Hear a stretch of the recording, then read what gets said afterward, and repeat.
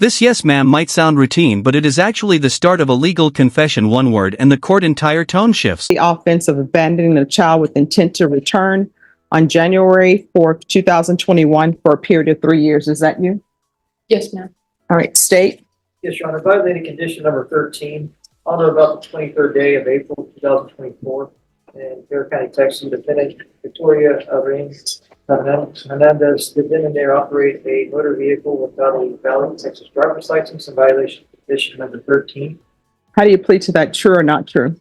Under waiver of remaining violating conditions. Any objection? No objection, Your Honor. Did you understand by pleading true to violation of condition number 13, the court could find it true, grant the motion, find you guilty, and sentence you up to 2 years in the state jail facility and up to a $10,000 fine? Did you understand that? Yes, Your Honor. Knowing that, This is the courtroom version of final answer. If she says true, she is admitting to breaking probation, and that is serious. you still wish to plead true to violation of condition 13. I do. Court will find violation of condition number 13 true. Is there a proposed agreement? No, there's not. All right, state, what are you requesting? State's requesting revocation.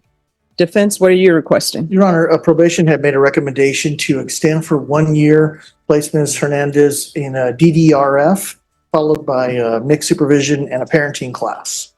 And as the court could see, she was in felony drug court. DDRF was held in abeyance last time as an option, and she is motivated to go to DDRF, be successful in it. Apparently the wait is only 3 to 6 weeks, and that's what we're asking the court to do. All right, any objection to the court reviewing the court summary? No objection, Your Honor. Notice how calm she sounds, but that yes carries weight. She just agreed that the judge can send her to jail if she wants. All right, Ms. Hernandez, I don't think you're a good candidate for probation. And let me just tell you why. Felony drug court is an intensive form of probation. I know that. But from reviewing the court summary, it's not as though felony drug court, you mess up one time or you make a bad choice one time that they say, oh, we're not going to deal with you anymore. And I'm looking here at the sanctions that they gave you over there. And let me just tell you how many sanctions they gave you, which means this is how many chances they gave you. You understand? So it's 1, 2, 3, 4, 5, 6, 7, 8, 9, 10, 11, 12, 13, 14, 15, 16, 17, 18, 19, 20, 21, 22, 23. 36 violations. That is not a record you want. The judge is not just counting, she is building the case for why leniency might be off the table. 24, 25, 26, 27, 28, 29, 30, 31, 32, 33, 34, 35, 36. That's what you're coming to this court with. 36 times felony drug court was seeking to work with you. So you see where my mindset is? And do you understand why? Yes, Your Honor. And so I placed you on probation here. And even here, you had a motion to revoke filed against you. And that was it was heard on March 9th, 2022. And that's when you were sent to felony drug court. So I don't think you're a good candidate for probation.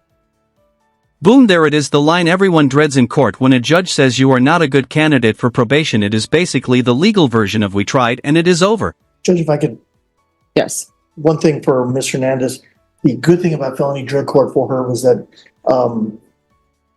it is our belief that it has worked. She has been clean since September, and if she was tested today, she's going to come up negative. Mhm. So, it's not like she totally, there's several things that she did do correctly in felony drug court. There are a number of things, obviously, as the court has seen, that weren't done correctly, but she's made a lot of her appointments, and she has ended up clean, which is the point of felony drug court. I just don't think you're a good candidate. I mean, felony drug court, that's a very good program. And what felony drug court has placed you know, the For context, felony drug court is a second chance program. You mess up there and the system usually bends over backwards to help you, but even that has limits. issues they have with you. I mean, they're major issues, but instead they are still trying to work with you. And they tried to work with you a lot. Here's the thing. I know a lot of people want to stay on probation. They do. Like, nobody wants to go to prison. I don't take any joy in sending the people to prison. And everybody that I send to prison or everybody I place on probation, I actually do remember them. Even as a defense attorney, I had some clients who ended up in prison. Guess what? I still remember them and wondering how they're doing, and hopefully they've changed their life. And it'll be the same with you. I just don't think you're a good candidate for probation. I think we tried. And So, And Judge, the only other thing is she's never been given a felony conviction before. That's why she wants to stay on. That phrase hits hard. We tried. Judges rarely say that out loud unless they have genuinely given up hope. This is the emotional low point of the hearing. First, she's motivated for it, and that's why she was hoping that the probation's recommendation would be followed. all right, this is what I'm going to do. I'm going to find 13 true. I'm going to revoke, find you guilty, and I'll sentence you under 1244. Does anybody want to state any objection to her being sentenced under 1244? All right, I'll sentence you under 1244. Let's talk about the time. Yeah, how much time does she have? Anybody know? How about before all the past 3 years? Judge. Yes. So I was going back and forth with the drug court personnel in this case, and there is some concern if she is given a sentence JSAT. And here is the twist now. Even the defense and the court are debating how to sentence her. It is like watching two sides of mercy fight it out. Oh, it's not going to be JSAT. Okay. Okay. All right. And what was the concern though? Now you've piqued everyone's interest. Judge, they feel that a JSAT sentence is not the reason why she was kicked out of drug court and so forth. They just don't think JSAT would be appropriate. And some other concerns in regards to her child.